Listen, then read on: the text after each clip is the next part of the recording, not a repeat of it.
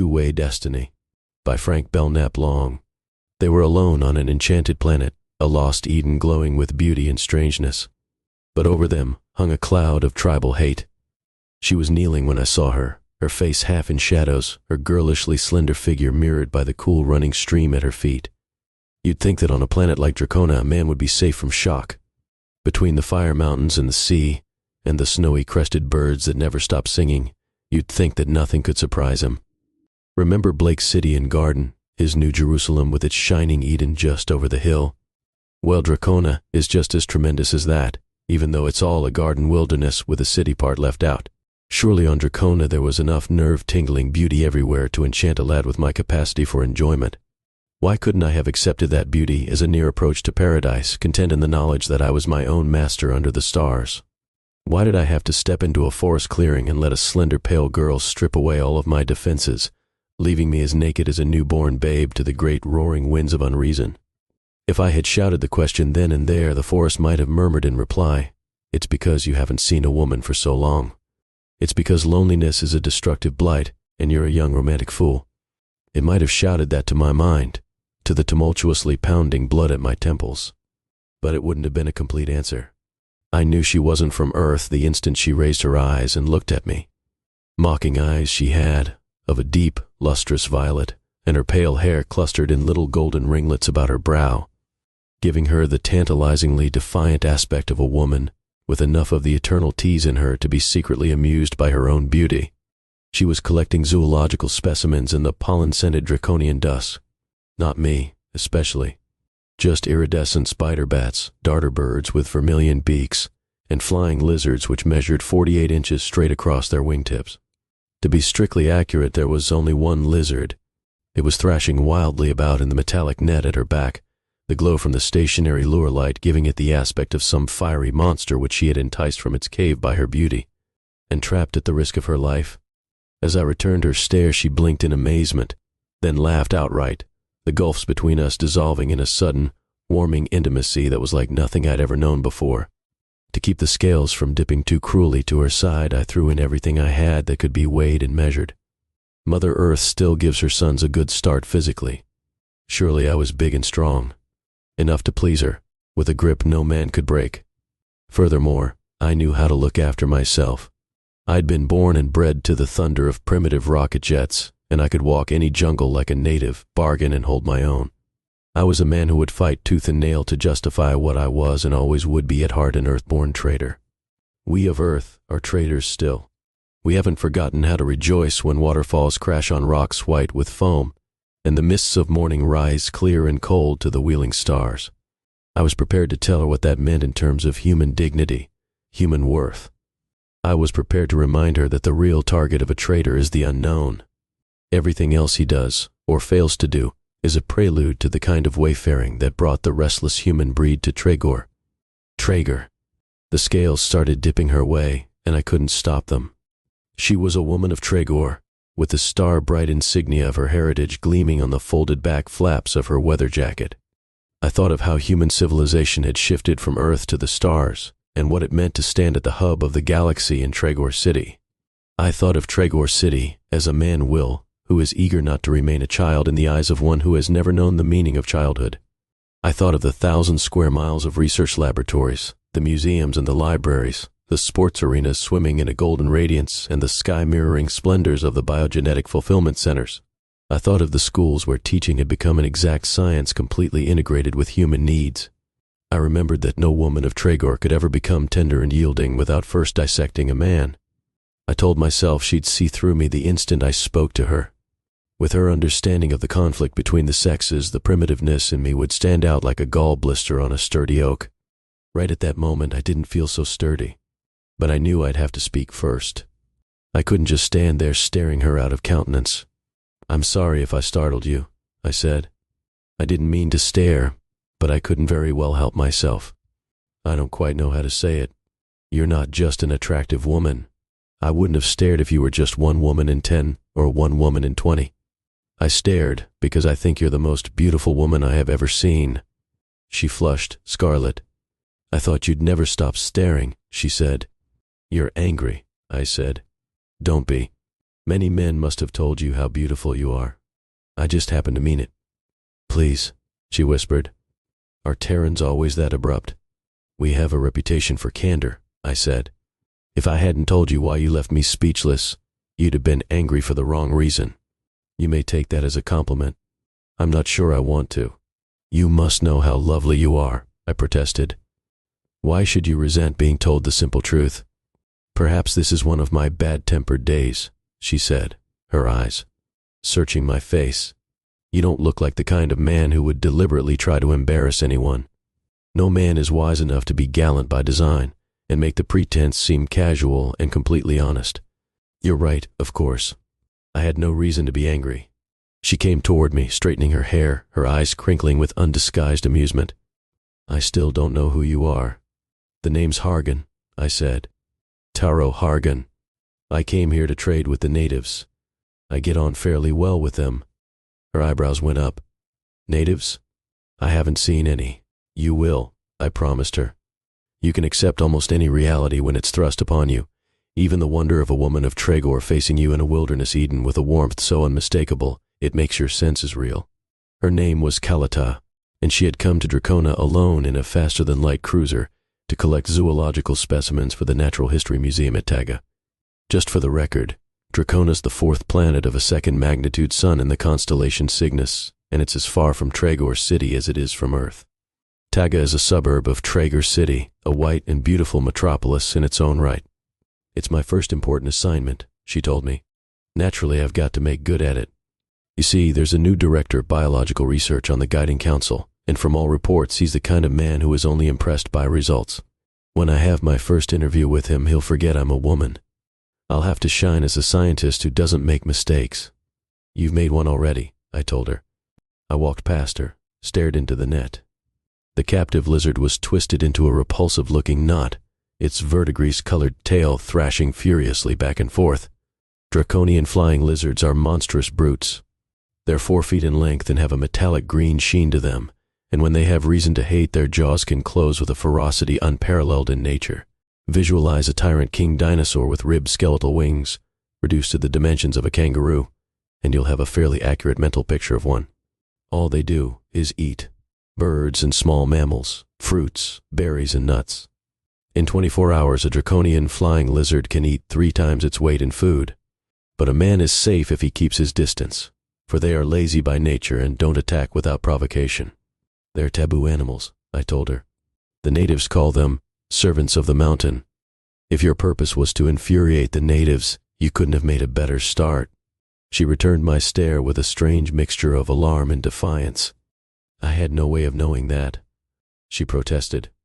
This planet is down on the charts as uninhabited, a virgin wilderness. If there are intelligent primitives here. Her face grew suddenly strained. She stared about her as if seeking an answer for something intangible that was pressing in upon her thoughts and undermining her confidence in herself. I was feeling it too, a kind of cold unpleasantness with underpinnings of loneliness and dread. When you're thousands of light years from Earth, you've got to hold tight to your anchorage in the past, your primal birthright of friendship and trust. There were 1,000 ties linking me to Earth, and that distant jungle world was just a stopping-off point to me in a web of heartwarming memories that sustained me night and day. No matter how lonely I became, I could always tell myself that I'd soon be going back to the people and places I'd known all my life. I was far away, sure, but there would always be friends awaiting my return. Freeze that memory chain, shatter the brittle links, and the human mind has no refuge left anywhere in time or space. I had only to substitute Tregor for Earth to know how Kalata must have felt. But before I could move to her side, all of the links snapped, and we were caught up in a jungle new and terrible and strange with all points of reference stripped away. I'd experienced that horror before, and I knew exactly what to expect. It began with a dull flickering, a faint shifting of light and shadow at the edge of the clearing. Leaves swirled up from the forest floor, and a solid wall of vegetation began to sway, to tremble and twist about. As Kalata cried out in alarm, a tangled mass of bright toadstool-like growths split up into dozens of spinning fragments, the air about them crackling and bursting into flame. With a sudden roaring sound, a tree collapsed, dislodging a screaming shrew-like beast that scampered into the clearing with its tail between its legs. There was a moment of awful silence while the jungle built up tensions past all sanity. The clearing became a trap brimming with a malevolence as unnerving as the ticking of some hidden detonating device. A black blur of panic rose to encompass me as a concentration of hatred, almost palpable, plucked agonizingly at my mind. I was following the motion of the foliage with sick horror, when out of the jungle came another beast, web-footed, walking upright. In utter silence it stumbled to and fro, its frog-like body glistening with swamp water, its stalked eyes luminous with fright. It advanced and retreated, bent double, and went into a kind of frantic waltz. What happened then was as unexpected as it was terrifying. The light grew dazzling again, as if a cloak of fire had descended on the clearing. With a harsh screeching, the frog leapt high into the air and was slammed back against a tree by a force that plowed a furrow in the ground clear across the clearing. I watched it sink to the ground with a broken back, shaken both by the violence which had been done to it and an unnerving glimpse of Kalata's white face staring at me from the shadows. So terrible was the wrath unleashed that it had taken on a blind purposelessness. I knew that everything in the clearing was marked for destruction unless... I crossed to where Kalata was standing and gripped her by the shoulders. I spoke urgently, almost harshly. "The natives are watching us," I warned. "When they saw you capture that lizard, their anger got out of hand. Do you understand? They're trying to kill us with their minds. What can it mean?" She swayed against me and I caught the faint fragrance of her hair.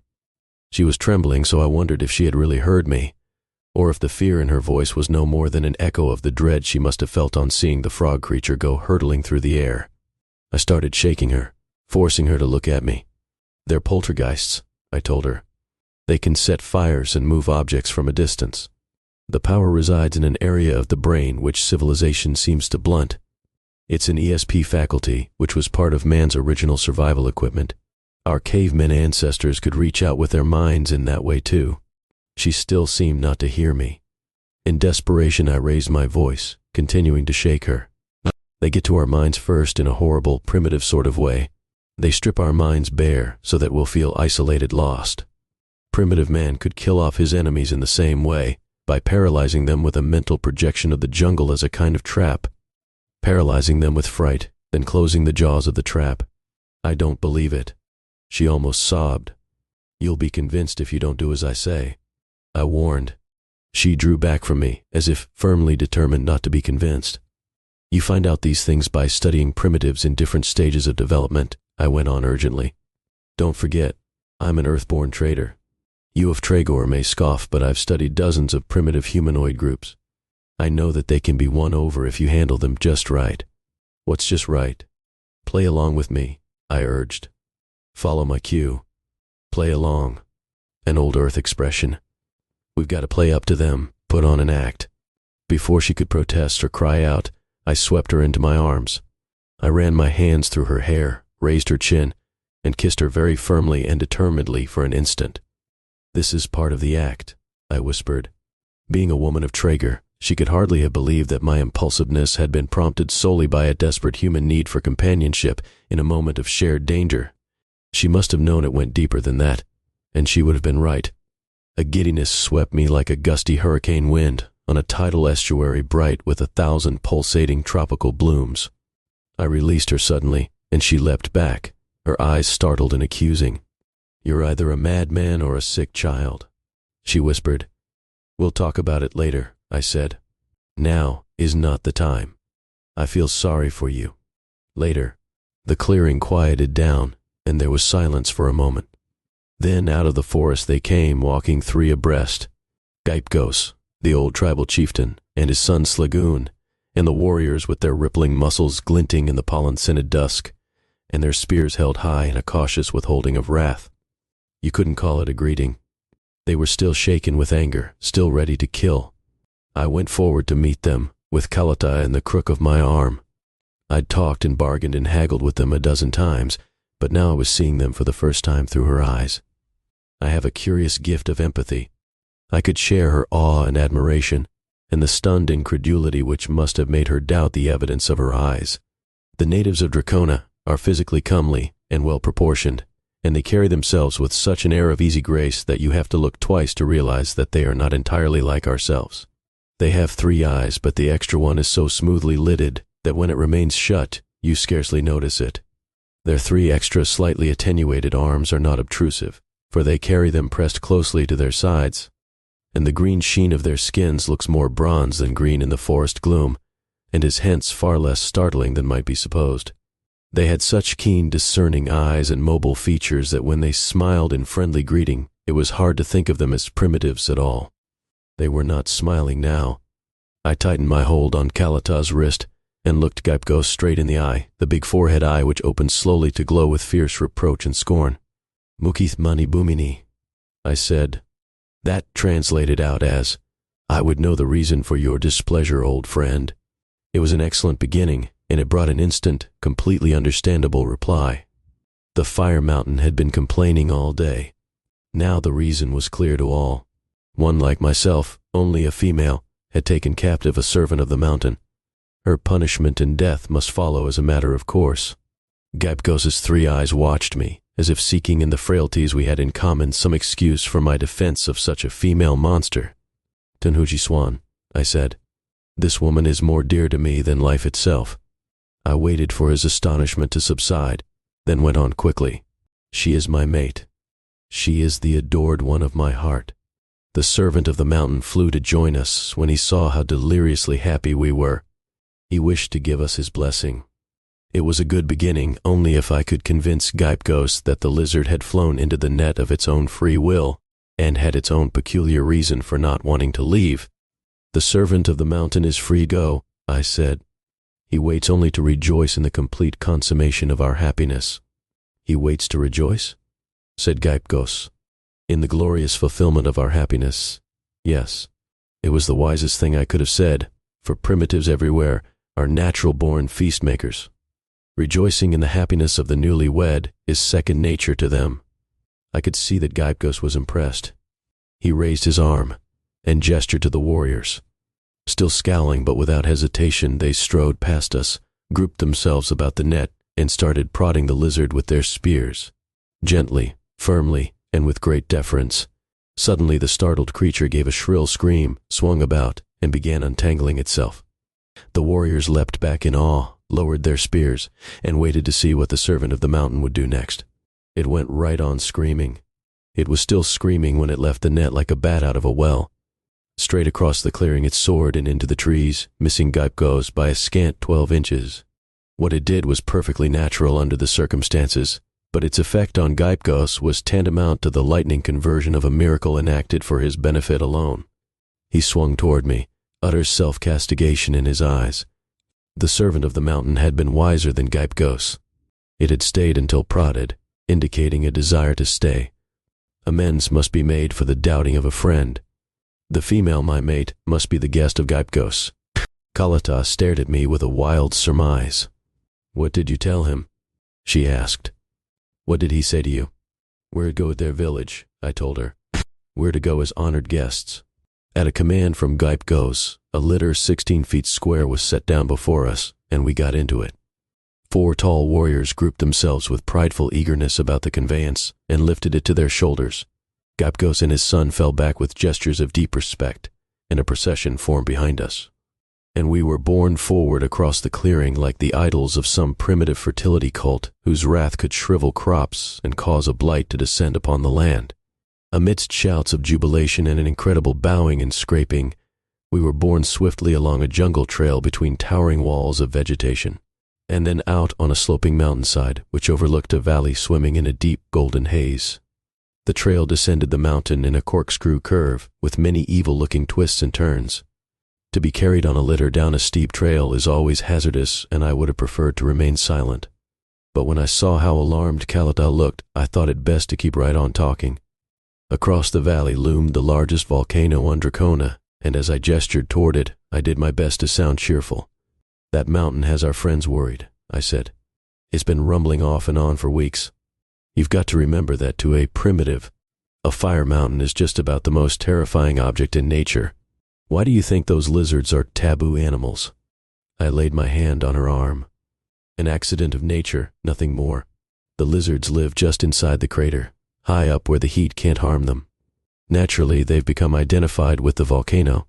To Gaipgos and his warriors, the ugly-looking beasts are servants of the mountain who can stay its wrath. Capture them, abuse them, and the wrath of the mountain will be unleashed in all its fury.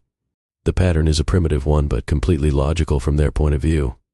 Kalata looked at me steadily for a moment. It almost became a pattern of death for us, she said. I know, I said. But don't forget, it's an ugly pattern for them too. A pattern of never-ceasing terror, of semi-starvation. One of the warriors thrust his face close to us to ask if we were all right. I nodded, and he fell back with a gratified grin to resume his position in the procession. It's tragic how one little taboo can hold a race back, I went on. You've seen how keenly intelligent they are. If that taboo hadn't plagued them for hundreds of years, they'd be truly civilized by now. I'm afraid I don't understand, Kalata said. What do you mean by a pattern of starvation? Those lizards eat the natives out of house and home, I told her. Literally. And it's horrible. When we come to the village, you'll see what emaciated skeletons the women and children are. The lizards are so sacred they can't be killed off without angering the mountain. It was then that Kalata surprised me. She gave a low whistle. You mean that tribal law has decreed that? Precisely. They breed fast and eat voraciously. You can't have agriculture and the storage of fruits and grains, any kind of stable handicraft culture, even with vicious tyrants like that, on every patch of cultivated land. By rough estimate, those beasts consume millions of tons of food a year. Even the small animal life is vanishing. And they don't dare kill one, Kalata said. It sounds insane.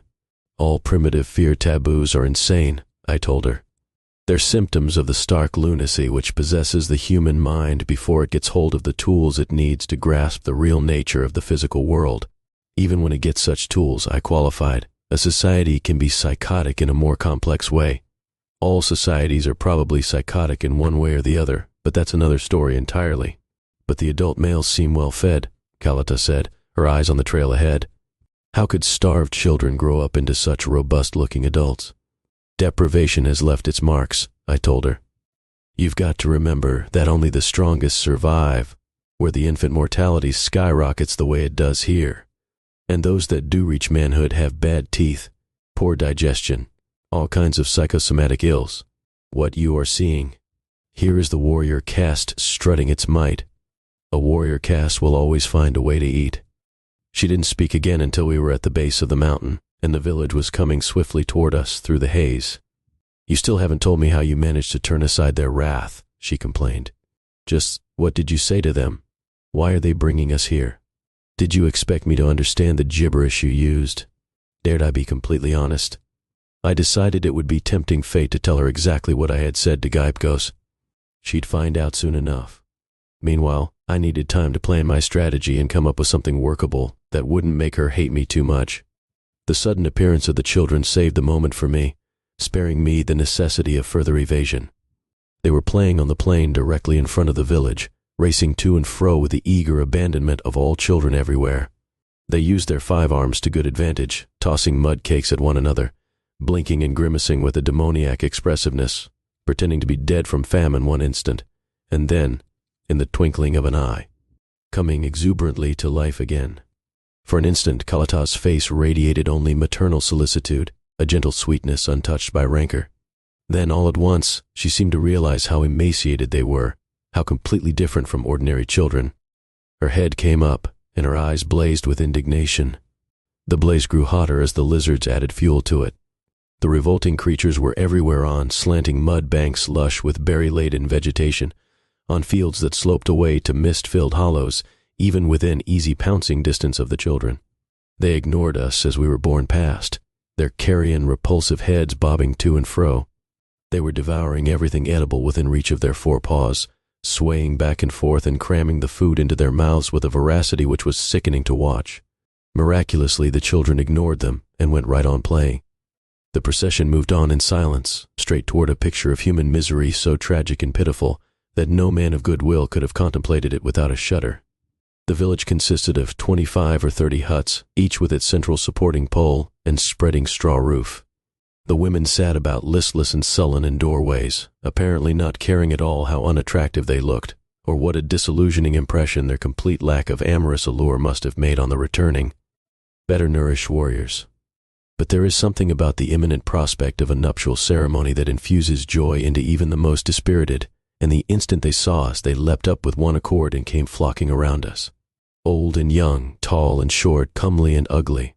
The warriors carried us to the central hut and set the litter down with prideful flourishes of their long arms and broad, straight shoulders. Instantly, shouts of jubilation echoed through the village. There were no brass bands, but the brass band spirit was tremendously in evidence. A child of 10 came up, bearing garlands, and a girl with skeleton. Ribs and vermilion-painted cheekbones presented Kalata with a beautiful shell bracelet mottled yellow and black, slipping it on her wrist before she could recoil in protest. She was still protesting when we were ushered into the hut, Gypgos grinning and bowing, and his son standing straight and still, and with a smirk of anticipatory amorousness in the midst of the women. Giga drun frahul, Gypgos said. That translated out as, "We will leave you now. Later we will rejoice together in the great joy which has overtaken you. Ah, that I could be as young as you are on such a night as this." The din outside continued for a moment and then gradually subsided. We looked at each other. Night was already descending over the clearing. It falls fast on Dracona, a blanket of impenetrable darkness settling down. Just by craning our necks, we could look out into the clearing and see the last glimmer of dusk departing. A star appeared in the sky as if by magic, but we just sat there exchanging meaningful glances, Kalata's face shadowed and curiously withdrawn. Suddenly she spoke. "You didn't fool me for a minute." "Fool you?" I said slowly. "I'm afraid I don't understand." "Oh, you understand, all right. You're very clever, or think you are." "I wasn't trying to be clever," I told her. "It looked pretty bad for us. They would have killed us both if I hadn't talked them out of it. You could have told me." She flung at me, her eyes abruptly accusing. "Why did you have to make a secret of it?" "A secret of what?" "You didn't think I'd guess straight off? You didn't give me credit for knowing even that much about the psychology of primitives?" "You're talking in riddles," I protested. "You're taking too much for granted." "Am I?" "The things you take for granted are beyond belief. I know exactly how your mind worked. You told yourself they were angry enough to kill impulsively. You had to give them the strongest possible reason for not wanting to kill us."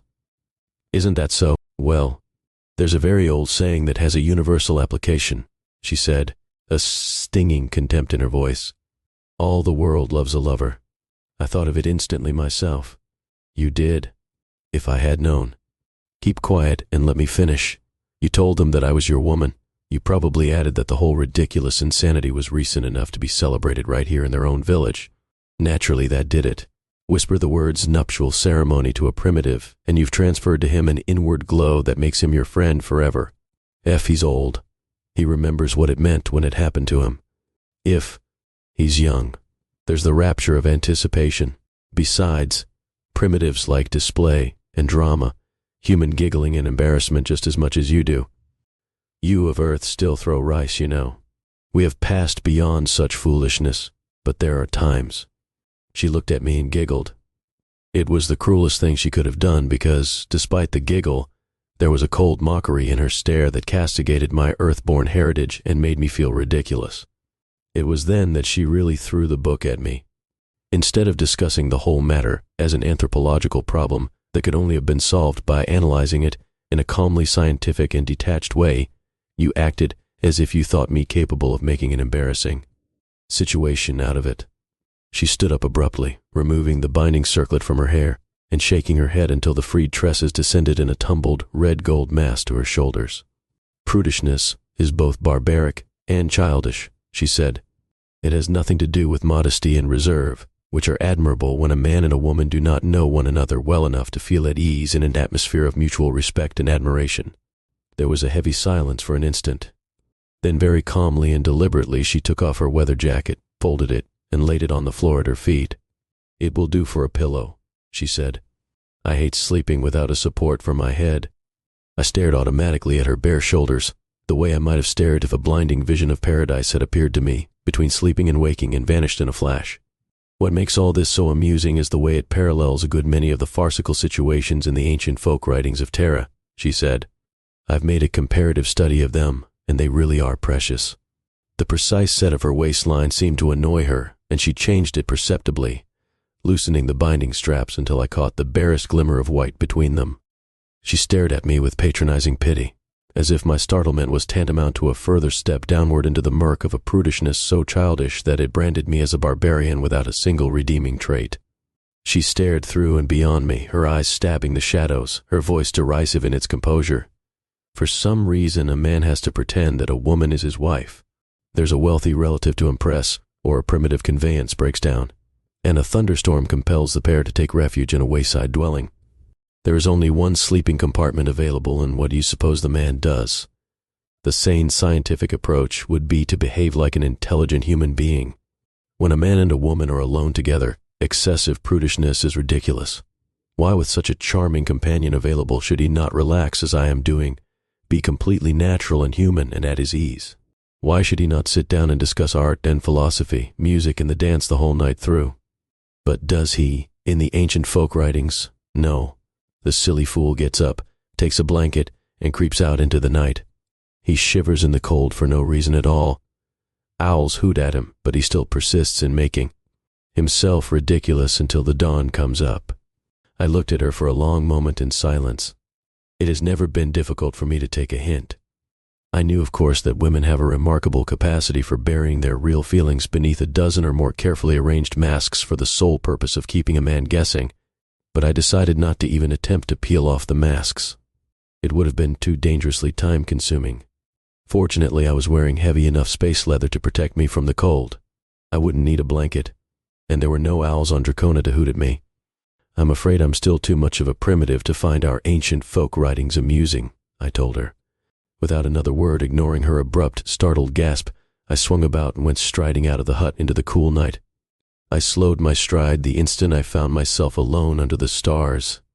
So far, I'd gained a respite, but I knew that what remained to be done could backfire and destroy me. She'd stepped into a situation more complicated than any we could have planned together. Nature had set the stage for it before her arrival, and the performance was about to begin. If the first act went wrong, the music might well become a dirge, and the final curtain descend on a funeral landscape as bleak as a fire-ravaged tinderbox. A half-mile from the village there was a hill where I could get a clear view of the volcano and the cloud that hung poised above it night and day, its peculiar configuration giving it the aspect of a gigantic black moth flailing the air with soot-encrusted wings. For centuries that cloud had hung there, and would probably remain until the volcano burnt itself out. I skirted the shadows until I was clear of the village, and then I walked with my shoulders squared until I reached the hill. On Dracona, a man must walk boldly if he is to walk at all. It was cold on the hill, chillingly bleak and depressing, but I knew that my space leather would keep me warm enough.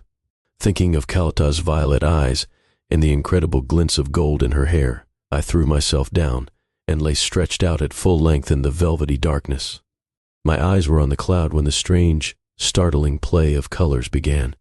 First a flash of red on the underside of the cloud, and then a flash of dazzling violet piercing the cloud.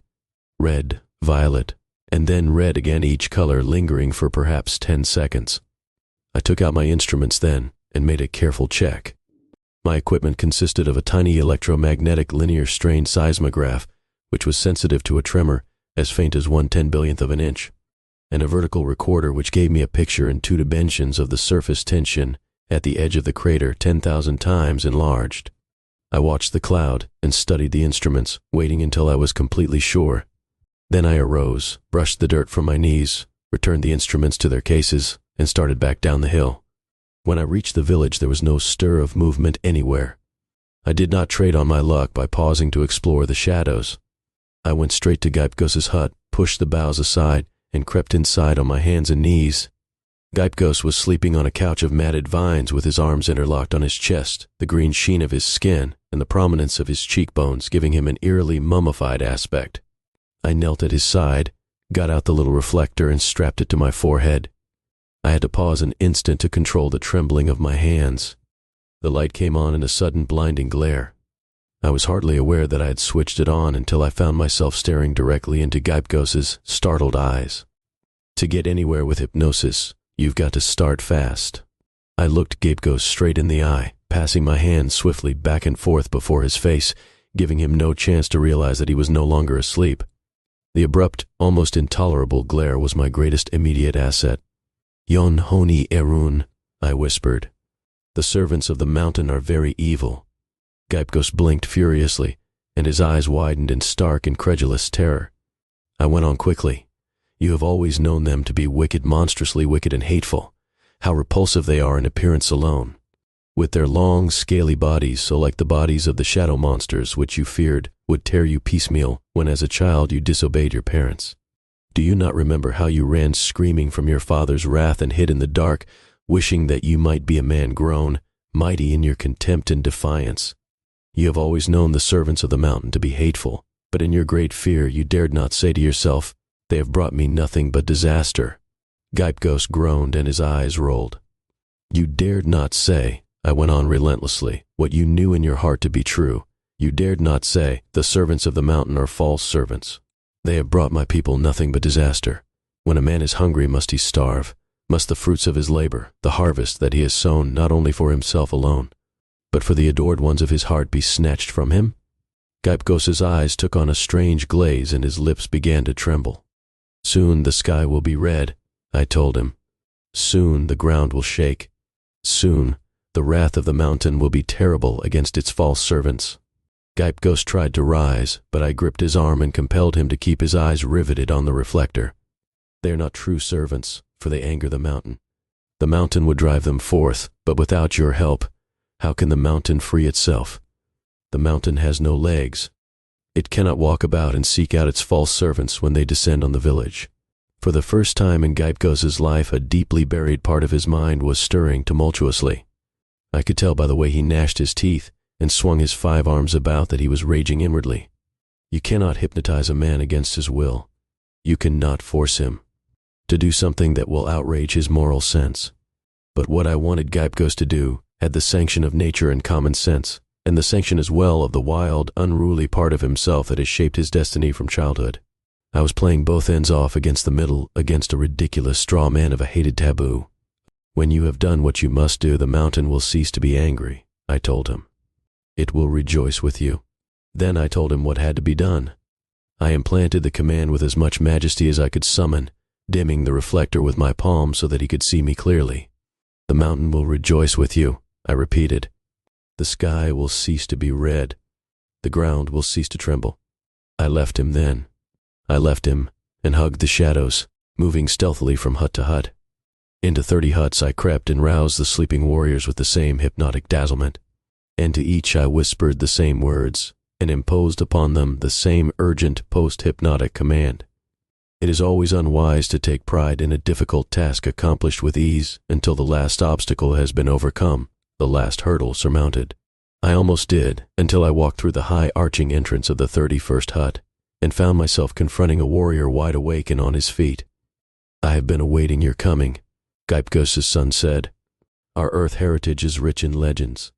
The great poets, the myth-makers, have all paid homage to the shining strength, the courage and daring which sets a king's son apart from ordinary mortals. And the king's son came in his wrath and smote them.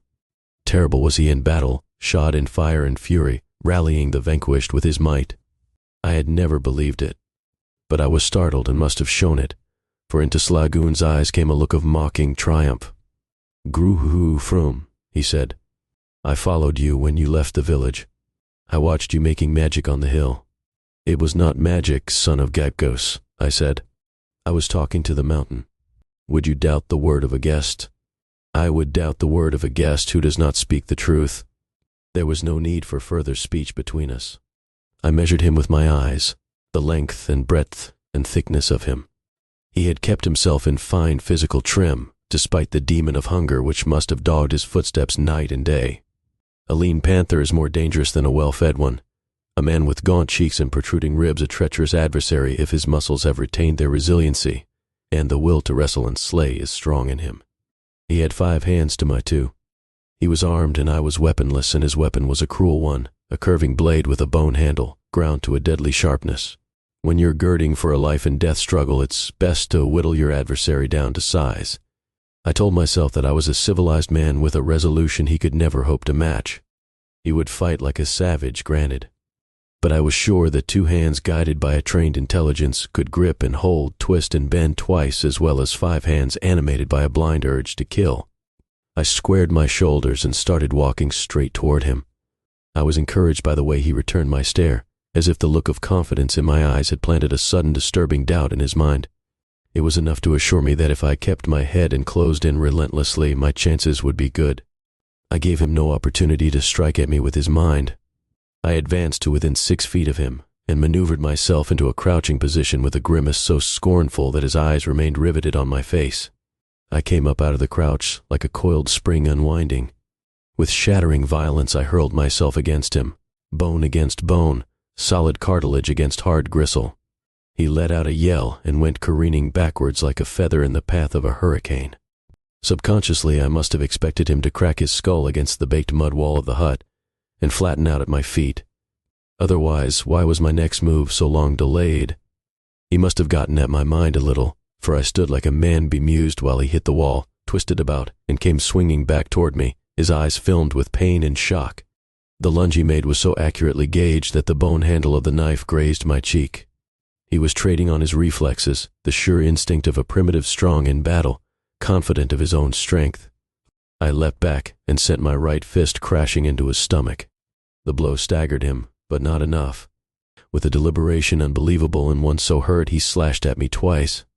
Just in time, I ducked out of range, bent low, and came up in a weaving crouch. I started hitting him, raining blows on his face and chest. I thought I heard his jaw crack, but as I whirled back to get a good look at him, he laughed like an insane monkey and transferred the knife to another hand. He lunged again, and I ducked again, and it went on in the same nightmare fashion until the knife was gleaming at the tip of an attenuated arm that followed my movements like a zigzagging lightning bolt. He transferred the knife 8 times, his laughter an insane echo as he weaved about. Desperately, I dove for him and tried to knock the weapon away, but each time he was too quick for me. His eyes burned with defiance and derision. But I suddenly saw that his mouth was beginning to sag, the lower lip trembling with unmistakable weakness. I don't quite know how I got the knife away from him, but get it I did. I closed in suddenly, struck him a body blow that sent him reeling, followed him as he went backwards and wrested the weapon from him before he could recover his balance. I hit him again and he went down, and I stood wrathfully over him. He looked at me, his eyes filled with bewilderment and horror. "Trag unil deguna," I said.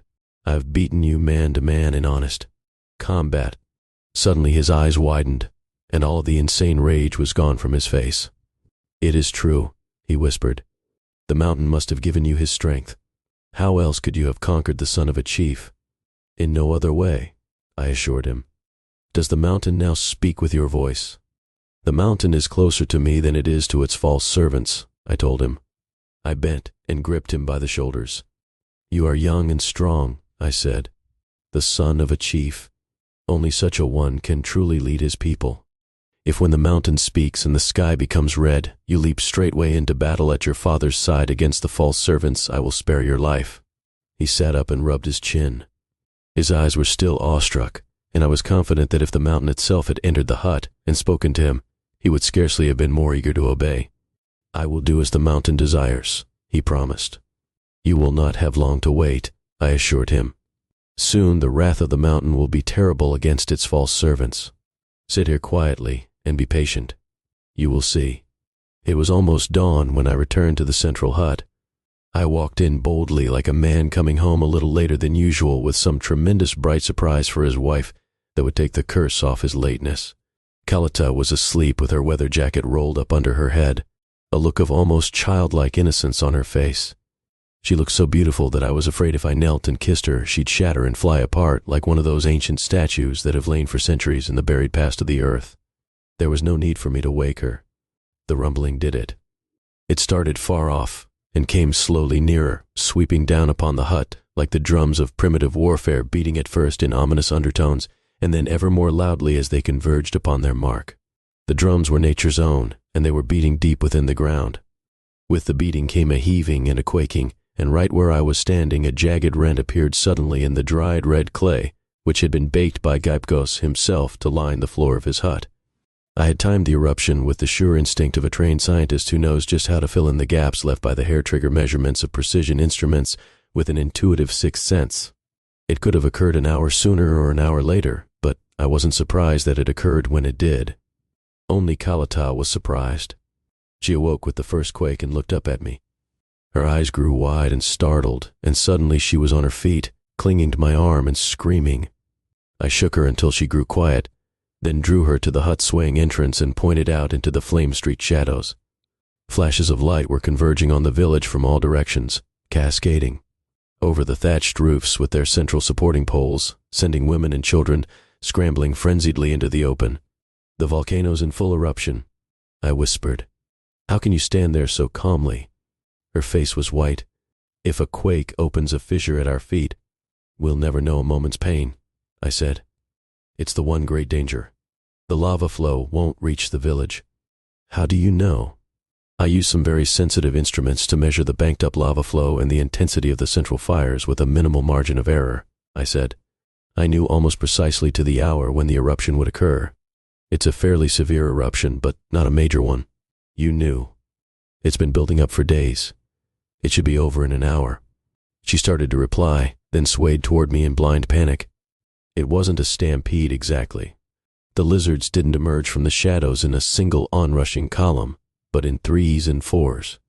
Maddened with terror, they darted to and fro between the cowering, screaming women and children, their distended eyes and metallic body sheen mirroring the fiery sky glow. They lunged and parried, striking out with their claws as they circled about as any savage animal will when it feels itself to be hopelessly trapped. There was a blind purposelessness in their movements, a frantic swaying and thumping that churned up the ground beneath them and sent clumps of uprooted vegetation spinning in all directions. The sky glow became more fiery, spilling over in crimson splotches, turning the village thatch poles into redly glowing fingers pointing mountainward as if in remorseless accusation. The rumblings grew louder, the quakes more frequent. A woman ran into the open with a child in her arms. She set the child down with a look of calm, tender solicitude on her face, picked up a rock and hurled it at a lizard. Other women joined her, clustering about her as if to draw strength from that straight, unbending figure. The lizards veered away from her, and she stood with the infant in her arms again, a picture of quiet heroism. Kalata's eyes were shining. She seemed to have lost her fear, and suddenly she too was joining in the attack on the lizards. She picked up a stone and hurled it, and her laughter rang out defiantly above the screams of the natives.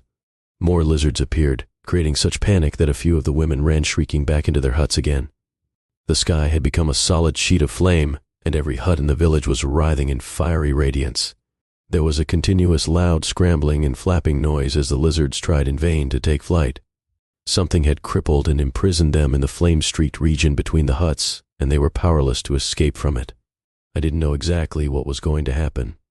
I wasn't sure just how the first destructive assault would be made on the lizards, whether the mental tensions would increase first, or the physical ones shatter the beasts with a sudden, explosive violence. With poltergeists, you can never be sure. The powerful waves of their thoughts and emotions sweep through their minds in erratic currents, and when a post-hypnotic command enters the picture, we didn't have long to wait. With a shrill scream, one of the lizards leapt high into the air and was slammed back against a tree so violently that it sagged to the ground without a single convulsive quiver of expiring life. A fire broke out where it lay, danced and flickered about it. Another lizard was lifted high into the air and sent spinning with a terrible spasmodic contraction of its entire bulk. The scramblings of the other lizards became more frantic, turned into a hideous twisting and squirming that sent chills coursing the length of my spine. Horribly, one of the beasts exploded. Its chest was blown away as it reared on its hind limbs and was carried backwards by a whirling spiral of flame. Others were ripped apart, as if by invisible talons, flattened out, crushed and shredded into fragments. We saw the warriors then. Straight into the village clearing they strode, Gepgos at their head and his son Slagoon walking proudly at his side. They were flourishing their spears and shouting, and the sky glow was bright on their green bronze shoulders and was mirrored in their eyes. I had been right in my prediction. In less than an hour the rumblings ceased and the ground stopped trembling. The fieriness vanished from the sky. But for 3 days the warriors pursued the lizards across the crater's rim, descending into the smoke-filled clefts where for centuries they had nested and multiplied, routing and shattering them until Dracona was cleansed, and a brave new dawn broke over Gepgos's unbowed head. I stood with Kalata on a cloud-wreathed peak staring down. When man is free to shape his own destiny, I said, civilization does not beat its shining wings in vain. They will go forward boldly now, with the yoke of superstition forever removed from their necks. Thanks to you, Kalata said. It was not too difficult to predict the exact moment of the volcano's eruption, I said. As for the post-hypnotic command, you could have done that too. Kalata turned and looked at me, her eyes strangely luminous. Taro Hargon, she said, I am going to tell you something. From the first moment I saw you, I knew that you were a man. I stared at her, wondering. It takes the courage and daring and resourcefulness of the Earthborn to do what you did.